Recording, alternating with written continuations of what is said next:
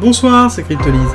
Aujourd'hui, on va faire une petite mise à jour rapide sur le BTC et ce qui est en train d'arriver sur FTX. J'en reparlerai notamment dans la quotidienne plus en long, surtout quand le marché sera terminé, on aura plus des news sur les mid-term demain matin dans la quotidienne. Donc là, c'est juste pour vous faire un petit setup, pour expliquer rapidement ce qui est en train de se passer. Pour revenir sur ce que j'ai dit ce matin, notamment CZ Binance a annoncé qu'il allait vendre ses FTT parce que il y avait des annonces qui se passaient que c'était mauvais. Il y a eu tout un fait qui s'est monté autour de FTX comme quoi ils n'avaient plus la liquidité, ils étaient incapables d'assurer, sur lequel on a eu énormément de withdraw, donc de retraits qui ont été effectués, donc un bank run, et a priori on a eu la news qui est tombée il y a peu que CZ annonçait le fait qu'il rachetait FTX. Donc ça veut dire qu'il allait faire un bail-out pour Sam. Donc ça c'est très important à retenir, mais aussi il faut bien comprendre ce que ça veut dire, c'est que il rachète FTX, il rachète pas Alameda, il rachète pas le fonds qui est derrière FTX, le fonds qui a pris tous les prêts derrière, le fonds qui possède tous les FTT. Il faut vraiment prendre en considération ça.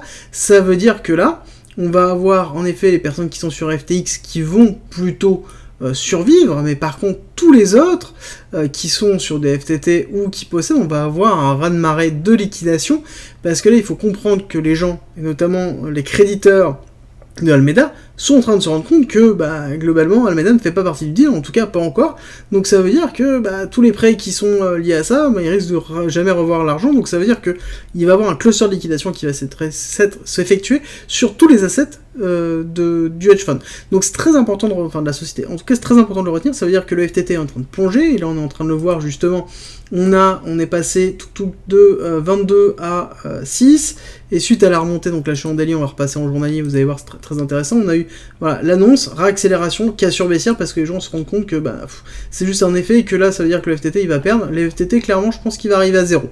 On va pas se leurrer, il va arriver très très bas, on peut avoir des rebonds, mais il va arriver vraiment très très bas.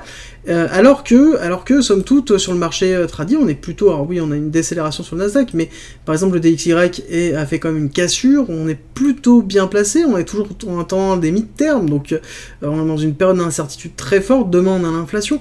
Le meilleur conseil que j'ai à vous donner actuellement, c'est de prendre un step back, prendre votre soirée, profiter, laisser ça de côté, patienter que tout ça passe, patienter, demain on va en discuter dans la quotidienne, voir ce qui s'est passé, parce que là on peut avoir vraiment une réaction en chaîne. J'ai posté pas mal de choses sur Twitter, donc n'hésitez pas à suivre, notamment pas mal d'informations que j'ai récupérées. On risque d'avoir des rachats effectués, parce que là on a eu clairement ici un retest, d'accord, distribution, cassure de la distribution, retest au-dessus de la distribution, validation de la distribution, enfin revalidation de la distribution avec une cassure basse. Là on a fait un short squeeze, là on a fait un long squeeze.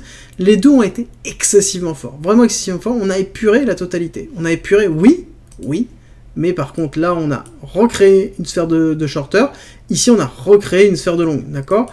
Là on a beaucoup de liquidité, là aussi on a beaucoup de liquidité. Là si on casse les 17 500, d'accord, même les 17 900 là qu'on commence à taper entre cette barre ici et le SC, bon là en l'occurrence, je pense qu'on peut faire une incursion dans les 16 000, voire même potentiellement les 15 000. Potentiellement les personnes vont shorter, surtout quand on regarde un petit peu ce qui se passe au niveau de l'order flow. On a eu la cassure, on a drainé énormément de personnes dans la liquidation, on est passé de 140 à 120 au niveau de l'open interest juste sur Binance. Par contre, on achète, c'est-à-dire quoi? C'est-à-dire qu'on est en train de créer la liquidité en bas. Le marché est en train d'être acheté actuellement. Après, c'est normal, là on a un cluster de liquidation, c'est-à-dire que les personnes se rendent compte que, en effet, les prêts vont pas pouvoir être assurés, donc il va falloir vendre les actifs. Cette vente d'actifs entraîne notamment des réactions en chaîne, que ce soit sur la différentes DeFi, que ce soit sur beaucoup d'autres choses. Il y a pas mal d'interconnexions qu'on ne connaît pas par rapport aux différents assets, et il faut comprendre aussi qu'on a les assets de Voyager qui sont dans le pipe. Il y a tout ça qui est en compte, donc on peut avoir des gros dumps qui peuvent être effectués, comme là on a eu par exemple 2 énormes dumps. Est-ce que c'est lié principalement à une volonté de manipuler le marché et de faire un long squeeze, ou est-ce que c'est des BTC qui ont été dump? Ça on le saura uniquement une fois que la crise sera passée. Donc c'est pour ça que je vous dis, prenez un petit peu de temps, prenez du recul par rapport à ça, par rapport à ce qui est en train de se passer. Ne tradez pas, closez vos positions si jamais vous avez des positions, ne prenez pas de risques, n'oubliez pas que votre rôle principal, ce n'est pas de gagner de l'argent, c'est surtout de ne pas en perdre. Donc là, actuellement, avec ce qui est en train de se passer, il ne faut pas. Il faut comprendre que là, on a 3 éléments qui prennent en compte. On a le Nasdaq, donc avec une chute qui est en train de se passer, on n'oublie pas qu'on a une instabilité US avec notamment les mid-terms, avec à côté les démocrates et les républicains qui ne s'entendent pas. Les républicains n'accepteront pas si les démocrates gagnent.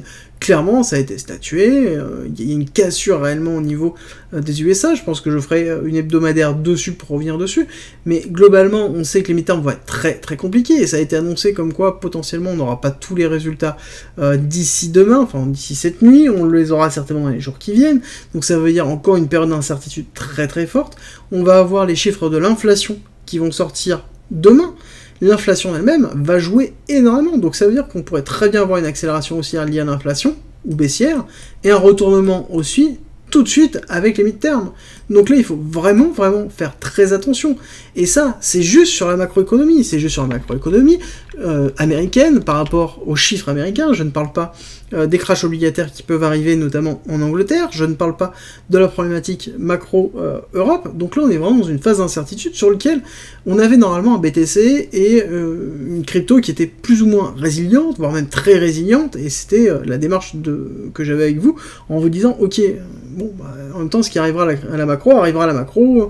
Globalement, le BTC arrivera à encaisser une partie, descendra potentiellement retester les 17 000, redescendra peut-être tester les 15 000, mais bon, là, a priori, on a passé le plus gros au niveau des liquidations. Ce qui reste comme acteur, en tout cas, est censé être solide. Bon, bah là, a priori, on va dire que c'est pas le cas. C'est pas le cas avec ce qui est en train de se passer au niveau du FTT. Donc là, on a vraiment des gros dumps, donc il va falloir patienter. Il y a beaucoup de personnes qui sont en train de racheter là le FTT. Mais ils rachètent à levier. Donc ça veut dire qu'on peut avoir encore un gros short squeeze. Et là, vous dire que vous allez vous mettre en short et que vous allez arriver à 0,00000, comme on avait eu sur Terra Luna, ce sera pas le cas. Hein. Ça ne marchera pas comme ça. On n'a pas la même schématique. Ce n'est pas du tout le même phénomène. Donc là-dessus, ça ne sert à rien de vous placer en short.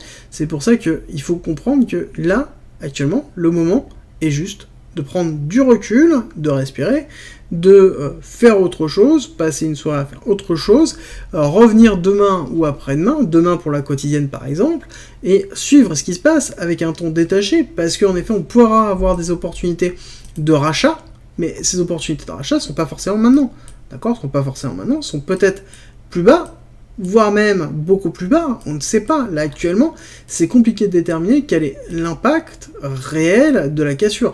Est-ce qu'on est sur une schématique qui va se retourner comme un Terra Luna, avec une cassure ici très forte, retest, et ensuite cassure, donc qui pourrait être notre A, B, C ici de fin, avec une cassure très basse, d'accord, on pourrait aller chercher le STB, voire même beaucoup plus bas. Et c'est ça le problème, c'est que si jamais on va chercher les 14 000, ça veut dire quoi? Très vite, comme ça. Ça sous-entend quoi?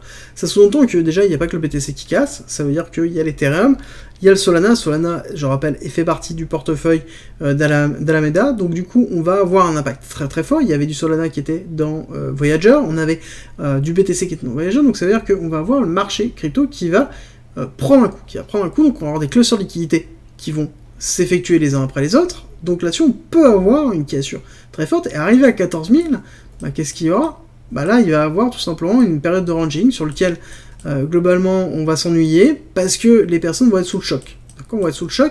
Et cette période de ranging, elle va entraîner quoi? Elle va entraîner quelque chose où on ne pourra pas remonter tout de suite parce qu'on va avoir les mineurs qui vont être sous l'eau tellement fort qu'ils vont être obligés de bazarder une grosse partie de leur fonds pour pouvoir rester à flot. Et ça, il faut vraiment le prendre en compte, parce que c'est quelque chose qui va jouer énormément. Et c'est pour ça que je vous dis que là, il va falloir juste patienter. Le mieux que je puisse vous conseiller par rapport à ça, c'est actionner vos bots de DCA sur tous les actifs que vous souhaitez. Vous mettez des ordres limites à plusieurs endroits, et tout simplement, si jamais ça file, tant mieux. Et c'est la meilleure façon de faire. Là, actuellement, il n'y a pas d'autre chose, que ce soit sur BTC, je ne suis pas allé voir sur Ethereum, on va regarder tout de suite sur Ethereum, mais je ne vois pas, en l'occurrence, qu'on peut faire d'autre là-dessus sur quelque chose qui peut être aussi fort. Alors Ethereum, on est encore un peu plus fort quand même, hein. On est un petit peu plus fort, on a 1300, on est très très loin de la zone de question de 900, donc je pense que Ethereum, on ira difficilement recasser le plus bas, mais c'est quand même temps logique avec la schématique du merge qui a eu lieu, et le fait que Ethereum est quand même mieux placé, et de toute façon on va regarder tout de suite, hein, Ethereum BTC, bon, Ethereum BTC, on a quand même le ratio des deux qui est en train de baisser, donc c'est-à-dire que on a quand même BTC qui est un petit peu supérieur à Ethereum, donc il va falloir quand même prendre un petit peu de recul par rapport à ça, et justement, on peut bien se placer. Donc il y a Ethereum, il y a BTC, il y a Solana. Solana, ce n'est pas une crise liée à Solana, c'est une crise liée au fait que Solana fait partie du portefeuille de Sam, et fait partie des assets collatéralisés d'Alameda, donc du coup là-dessus on a quelque chose de très fort. Donc là il faut vraiment prendre un petit peu de recul sur ce qui est en train de se passer, parce que si on regarde d'ailleurs, je pense Matic, même Matic prend un coup, mais bon quand même bien moindre, mais on va avoir du Solana qui va casser, on va avoir potentiellement de la Vax aussi qui va nous faire un petit coup, le FTM normalement va être beaucoup moindre, FTM normalement on est censé être moindre, on va regarder tout de suite. Ouais, FTM, on a quand même une chute, mais FTM c'est normal, on a toujours un cluster de liquidation avec FTM, c'est le principe même, Phantom, on a toujours beaucoup de DeFi à levier, donc là on a eu une première cassure, mais je pense qu'on est plutôt serein sur les autres, on risque d'avoir des descentes, on risque d'avoir des moments plus bas sur lesquels on va pouvoir récupérer, mais ça va être plus de la DCA, ne faites pas de futur, actuellement privilégiez le spot sur le long terme, c'est une opportunité qu'on a, mais il faut patienter, il va falloir prendre le temps, attendre une stabilisation, attendre que justement tout le FUD redescende, que les clusters de liquidation soient terminés, et justement surveiller l'order flow, et surtout rester safe.